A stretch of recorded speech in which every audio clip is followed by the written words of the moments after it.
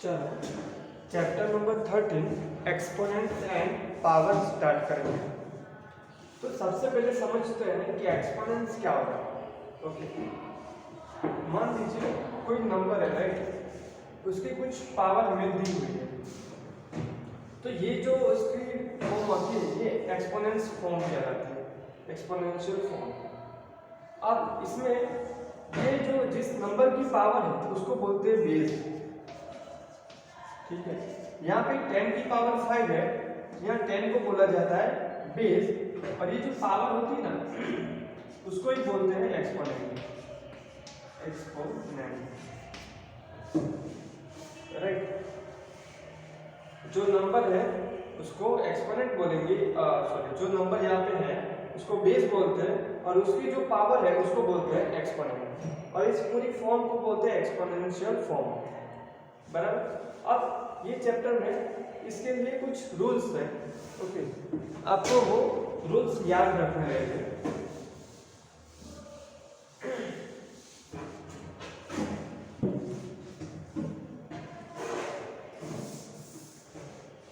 तो एक्सपोनेंट के जो रूल्स हैं वो मैं बता रहा हूँ, जिसमें सबसे पहला जो रूल है वो है कि मान लो कि a की पावर है m, ठीक है, और मल्टीप्लाई दूसरा जो नंबर है उसकी भी पावर है m। a की पावर m मल्टीप्लाई a की पावर m, तो होगा इज इक्वल टू a की पावर m प्लस, सॉरी यहाँ पे n है, यहाँ पे n, a की पावर m मल्टीप्लाई a की पावर n ऐसा हो तो उसका रूल रहेगा a की पावर m प्लस n। यानी कि अगर कोई दो नंबर है जिनकी जो पावर है वो अलग अलग है, बट बेस जो है वो दोनों की सेम है, पावर अलग है और बीच में क्या है मल्टीप्लाई, तो पावर का होगा एडिशन। इसको अगर मैं एग्जांपल के साथ समझाऊं तो मान लो 7 की पावर है 3 मल्टीप्लाई 7 की पावर है 2, ठीक है। अब यहाँ पे दोनों में बेस कैसे है, सेम है, बीच में मल्टीप्लाई है, और दोनों की जो पावर है वो अलग हो।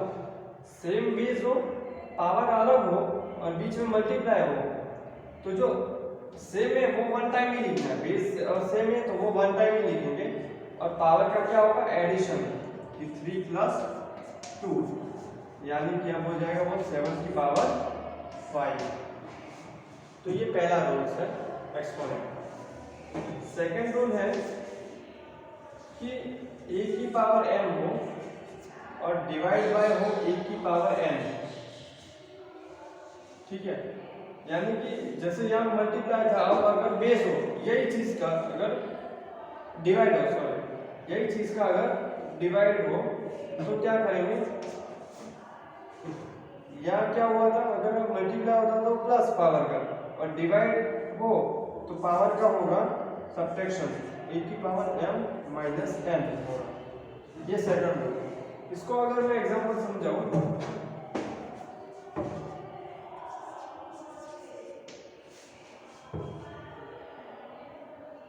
5 की पावर है 3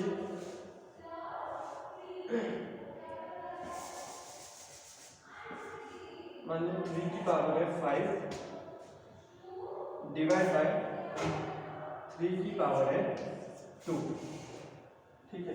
अब ये दोनों के बेस जो है वो कैसे है, सेम है, लेकिन बीच में डिवाइड है, तो पावर जो है उसका सब्ट्रैक्शन होगा, यानी कि यहाँ होगा 3 की पावर 5 माइनस 2, पावर का सब्ट्रैक्शन होगा। बीच में जब डिवाइड हो तो पावर का सब्ट्रैक्शन होगा, अगर सेम बेस है तो यहाँ पे हो जाएगा 3 की पावर, अब 5 में से 2 जाएगा तो बचेगा 3, ठीक है। तो यहाँ पे आएगा 3 की पावर 3। तो ये सेकंड हुआ। थर्ड रूल,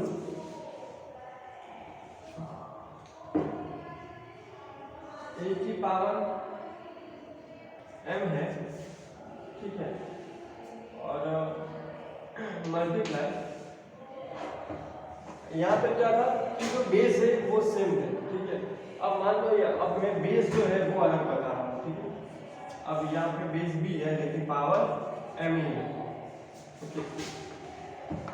इसका उल्टा यानी कि यहाँ पे पावर अलग थी, बेस सेम थी। अब यहाँ पे बेस अलग है, पावर दोनों में सेम है। तो ऐसे टाइम पे जो सेम है ना वो हम वन टाइम ही लिखेंगे। सेम क्या है? पावर, तो वो वन टाइम ही लिखे जाएंगे। और बेस का आपस में होगा मल्टीप्लाई, बेस का होगा मल्टीप्लाई a मल्टीप्लाई b और ऊपर पावर m, a b की पावर m। अगर इसे हम कोई एग्जांपल के साथ समझे तो यहाँ बेस जो है वो अलग है, ठीक है। तो यहाँ 7 लेता हूँ, यहाँ 5 लेता हूँ और उसकी पावर जो है वो सेम है। तो यहाँ पावर 2 है, यहाँ भी पावर 2 है। तो अगर सेम पावर हो, बेस अलग हो, बीच में मल्टीप्लाई हो तो क्या होगा? बेस का आपस में मल्टीप्लाई और पावर वन टाइम। तो यह हो जाएगा 7 5 35 और उसकी पावर 2, ये इसका। फिर फोर्थ रूल,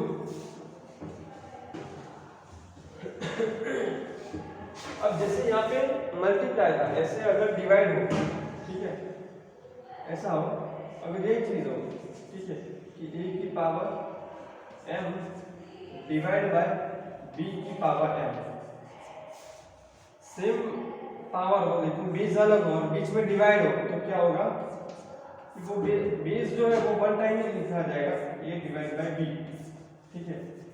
सॉरी, बेस दोनों लिखे जाएंगे और पावर जो है वो वन टाइम ही बाहर लिखी जाएगी, इस तरह से a अपन b ऊपर पावर ब्रैकेट के बाहर m। यानी कि अगर 7 की पावर 2 और अपन 5 की पावर 2 ऐसा है, ठीक है, तो कैसे लिखा जाएगा? 7 अपन 5 लिख के पावर बाहर वन टाइम ही लिखी जाएगी, ठीक है। इसका मतलब यही होगा कि 7 की भी पावर 2 और 5 की भी पावर 2, और इसका मतलब भी ऐसा ही होगा कि 7 की पावर भी 2 और 5 की पावर भी 2। ओके, तो ये फोर्थ रूल होगा। अब फिफ्थ रूल है, अगर कोई भी नंबर है जिसकी पावर है 0, कोई भी नंबर 0 और उसकी पावर है 0, तो उसका जो आंसर है ना वो होगा 1। आप कोई भी नंबर ले लो, अगर मान लो 10, ठीक है, और अगर उसकी पावर है 0 तो उसका आंसर क्या होगा? 1। कोई भी नंबर है, अगर आप 1101 ले लो, ठीक है,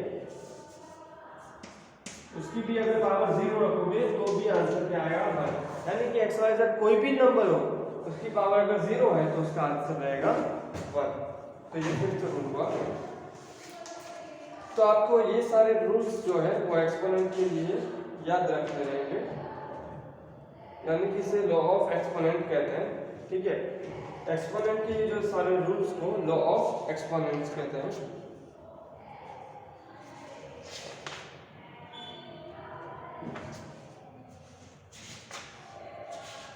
अब हम करेंगे exercise 13.1।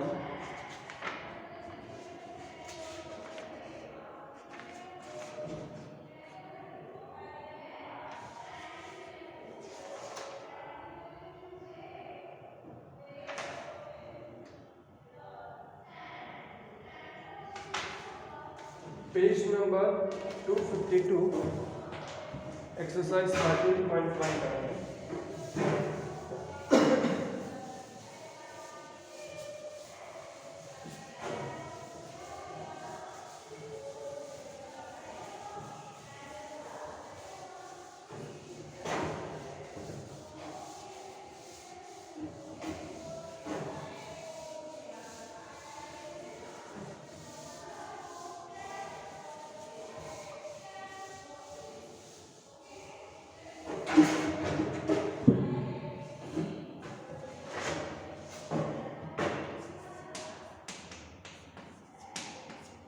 Exercise 13.1, question number 1।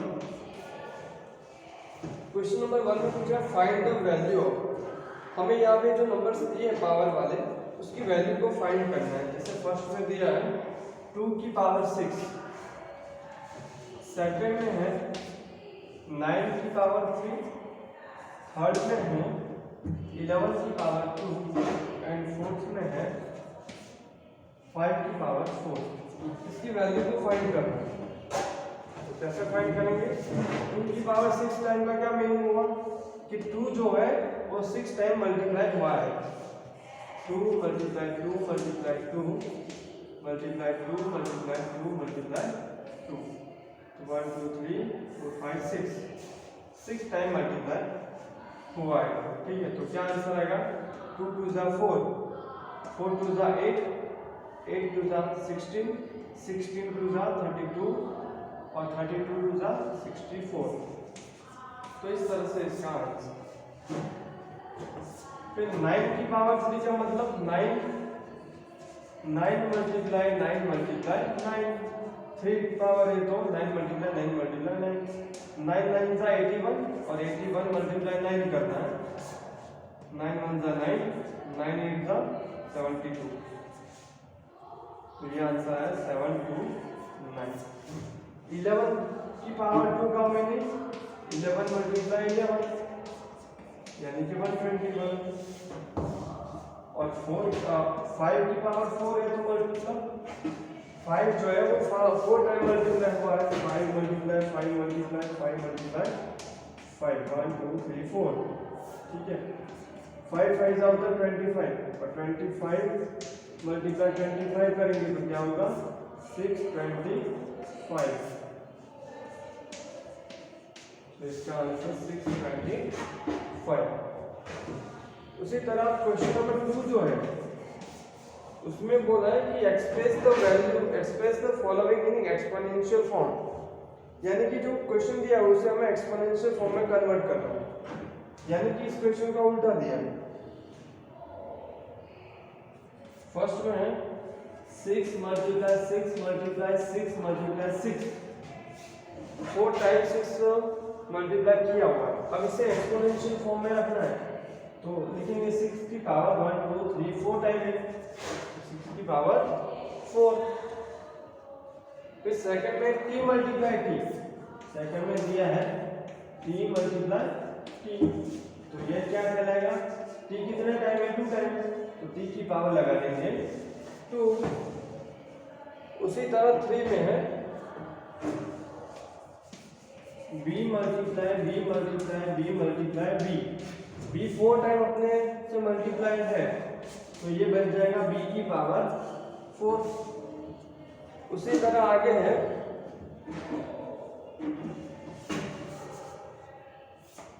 Fourth में है 5 multiply 5 multiply 7 multiply 7 multiply 7 3 time multiply. ठीक है, अब यहाँ पे अलग अलग है। ठीक है, अब हमें इसका पूरा आंसर नहीं लाना है, हमें सिर्फ एक्सपोनेंशियल फॉर्म में रखना है, इससे आगे नहीं करना है। ओके, तो यहाँ पे देखिए 5 जो है वो 2 टाइम है तो लिखेंगे 5 की पावर 2 और 7 जो है वो 3 टाइम है तो यहाँ पे लिखा जाएगा मल्टीप्लाई 7 की पावर 3। अब इससे आगे कुछ नहीं करना है, सिर्फ इतना ही रखना है। और लास्ट में है a multiply a multiply a multiply c multiply c multiply c, यानी कि 4 टाइम्स c मल्टीप्लाइड है और मल्टीप्लाई d। तो वो कैसे लिखा जाएगा? a जो है वो 3 टाइम अपने से मल्टीप्लाई, तो इसका आंसर आएगा a की power 3 multiply c 4 time multiplied है तो होगा c की पावर 4 और d 1 टाइम है तो मल्टीप्लाई d। बस इतना ही हमें लिखना है उसमें। अब क्वेश्चन नंबर 3 में पूछा है express each of the following numbers using exponential notation. Exponential notation में हमें कन्वर्ट करना है, ये जो क्वेश्चन दिया है उससे।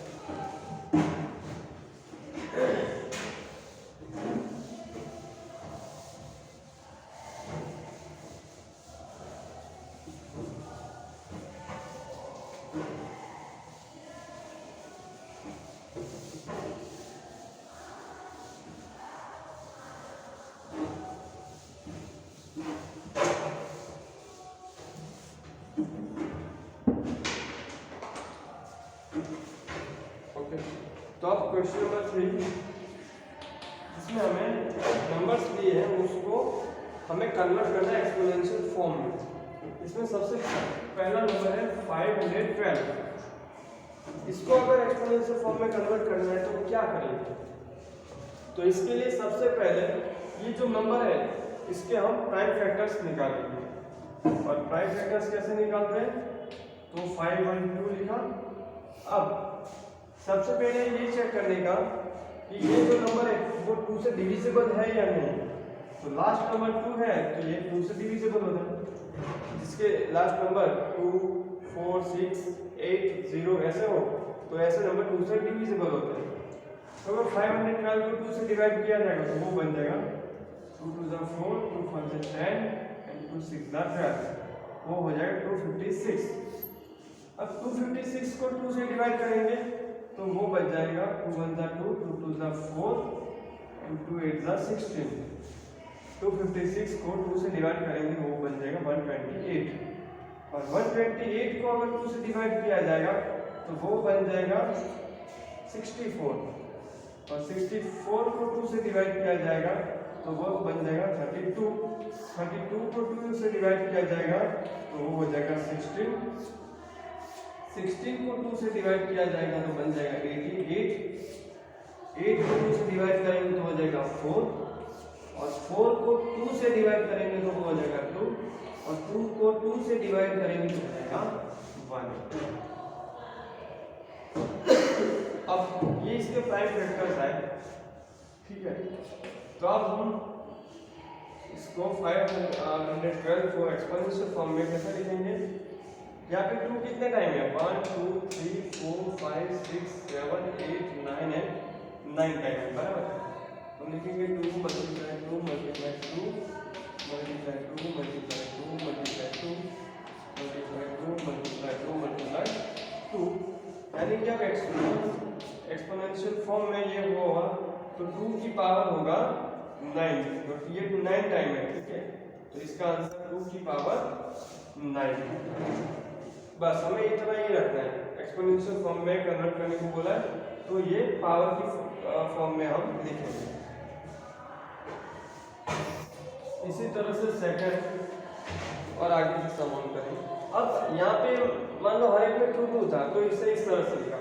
लेकिन मान लो अगर यहाँ पे यहाँ तक 2 होता और या फिर आगे कोई और नंबर होता तो जितने 2 है उतनी पावर 2 की लगाई जाएगी और जितने कोई और नंबर उतनी पावर उसकी लगाई जाएगी और बीच में मल्टीप्लाई, ठीक है। इस तरह से करना रहेगा।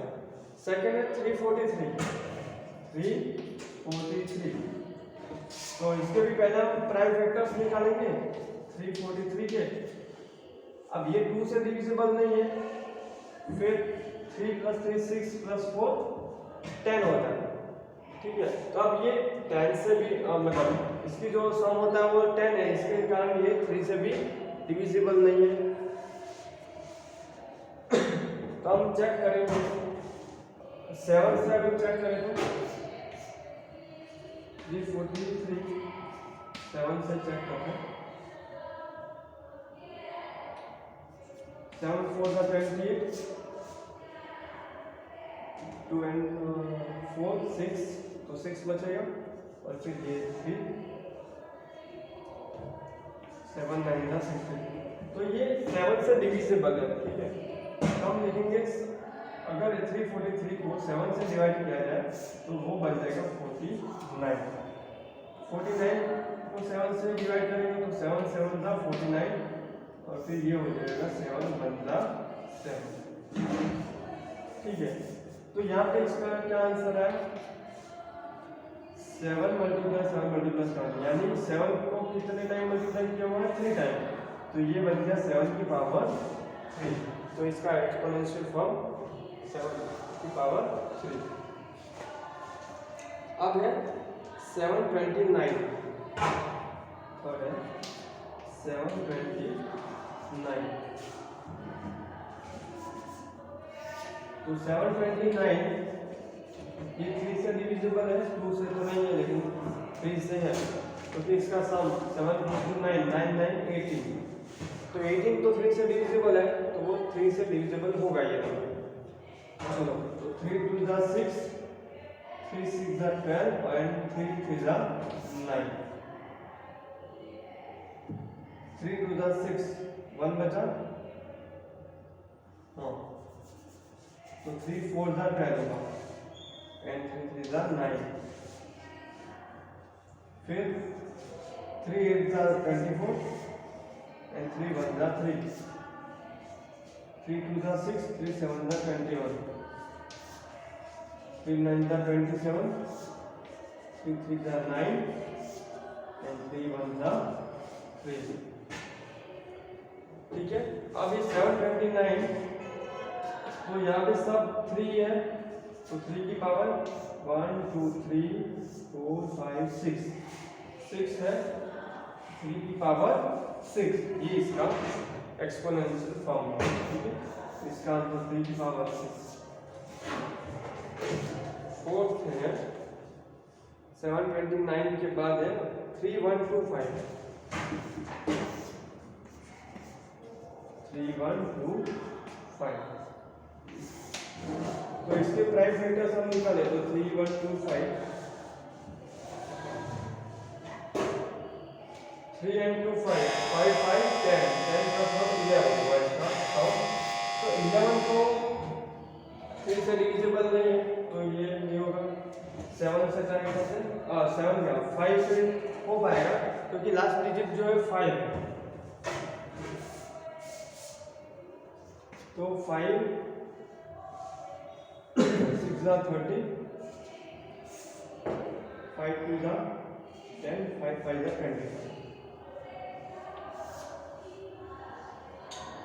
फिर 5 1 जा 5, 5 2 जा 10, 5 5 जा 25, 5 2 जा 10, 5 5 जा 25, फिर 5 5 जा 25, 5 1 जा 5, तो 3 1 2 5 वो है 5 की पावर 1 2 3 4 5, 5 की पावर 5, इसका आंसर हुआ 5 की पावर 5।